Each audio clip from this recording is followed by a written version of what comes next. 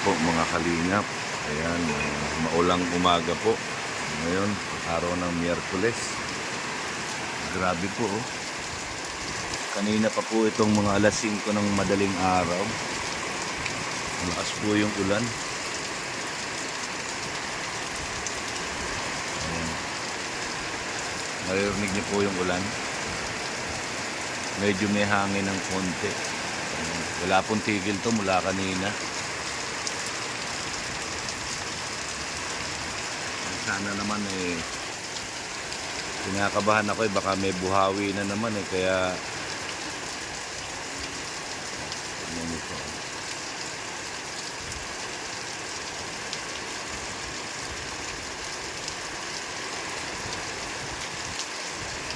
May hangin no. Grabe po.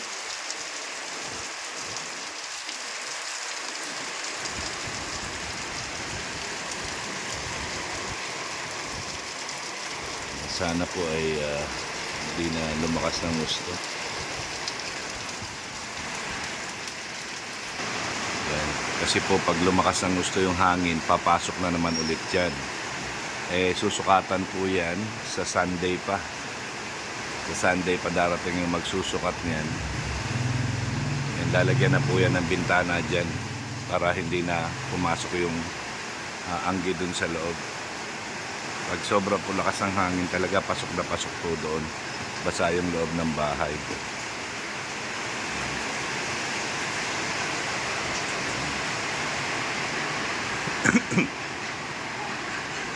Yan ginagawa po namin itong kasama po akong gumagawa nito, yung lababo. Yan.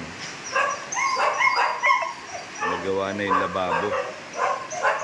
Pwede na itong gamitin. Nilagyan ko na ng grout kahapon.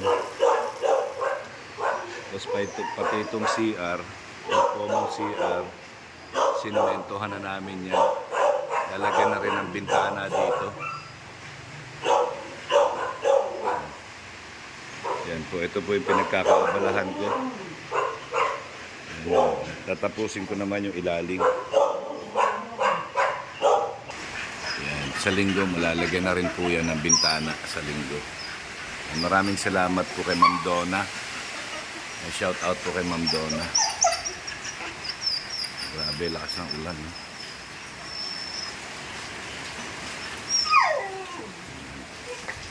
So kaya madumi po dito ngayon. Lahat ng mga gamit na hindi ko na kailangan, ayan, nakaipon na lahat. Itatapon ko na. So marami pa akong kailangang tignan na kung pwede pang magamit. Yung sa kuryente ko, yun yung lagayan, nandun na, nakakabit na rin. Hintay lang tayo na magandang panahon. And sana po suportahan nyo yung mga vlogs na ginagawa natin. Yan. Diyan lang po tayo kumukuha ng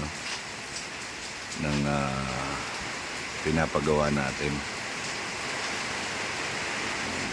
Malakas pa rin po yung ulan.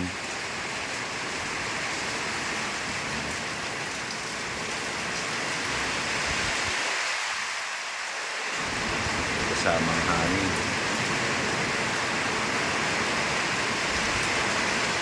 Naririnig niyo po ba?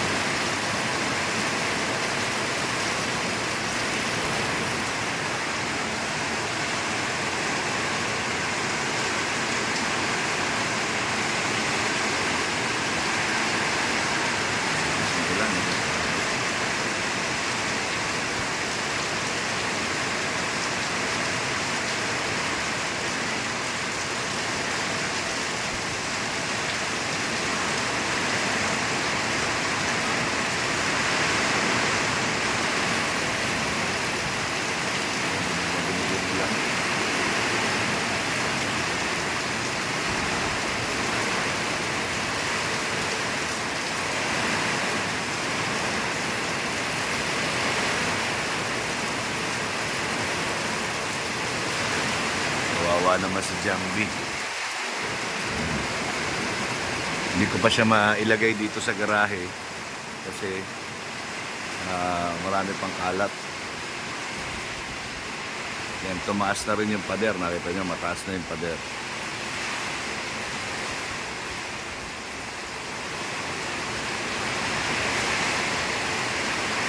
Konti-konti.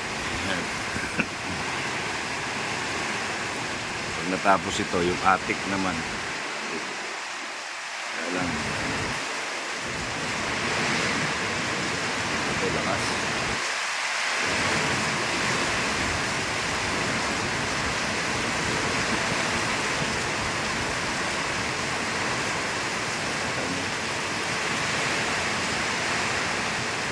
Sana po wag nang magkaroon ng buhawi kasi nakakatakot pag may buhawi. Mayroong mga nadidisgrasya at nasisirang mga bahay. Ang lakas po ng hangin. Kanya po ang dilim ng langit. Oh. Ganyan yung tubig.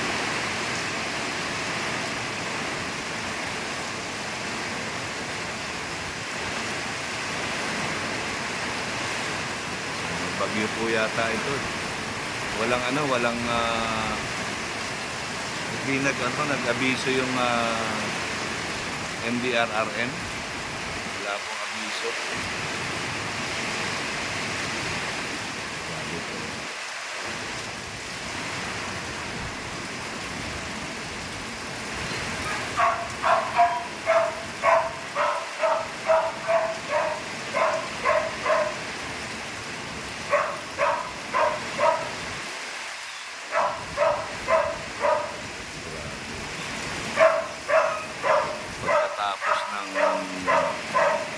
Sa Cebu. Ngayon, bagyo naman. Pagkatapos po ng buhawi, dito sa Bicol, sabi lakas ang hangin.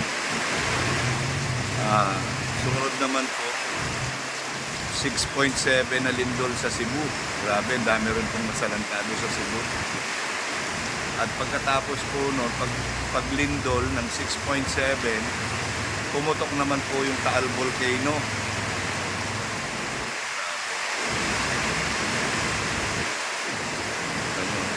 Ulan po, grabe oh.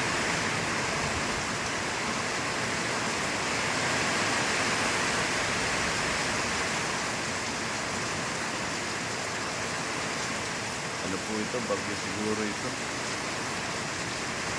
Grabe.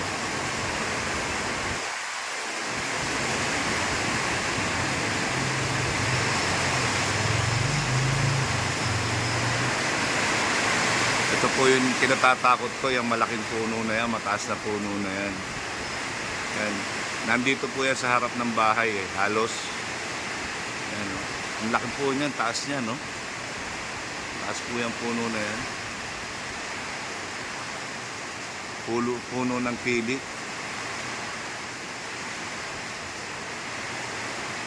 Sana naman eh, hindi na lumakas itong ulan.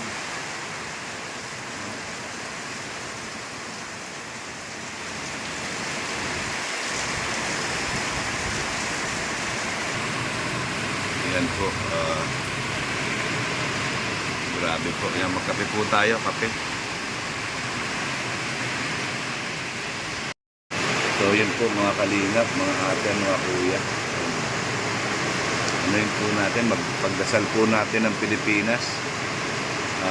Kung ano-ano na pong nangyayari sa Pilipinas. Kawawa naman po yung mga nasalanta ng mga dilubyo kagaya ng lindol, ng pagputok ng bulkan, at saka yung ano po, yung sa flood control. Kung ganito kalakas ang ulan na hindi titigil ito maghapon, ay sigurado po na may mga biktima na naman ng mga kababayan natin dahil sa kagagawa ng mga iilang mga tao para sa pansarili nilang interes. Okay lang sa kanila na magbuwis ng buhay ang mga kababayan natin Pilipino na mahihirap. Ang naapektuhan po dito ang mga mahihirap, no? Mga mahihirap. So ayun po, pagdasal na lang po natin na sana po ay wag magtuloy itong bagyo. Yan, sa mga taga Cebu po, yan, bangon Cebu, laban lang. Kaya natin yan. Yan, kung may pagkakataon lang ako, pupunta ako dyan. Kaya lang, wala pa tayong kakayahan. So, pagdadasal ko na lang po kayong lahat ng taga Cebu. Sa tanang mga Cebuano, amping lang, ayaw paglaom, permi lang ta mga G. Maraming salamat po. God bless po. Yan, sa inyo lahat.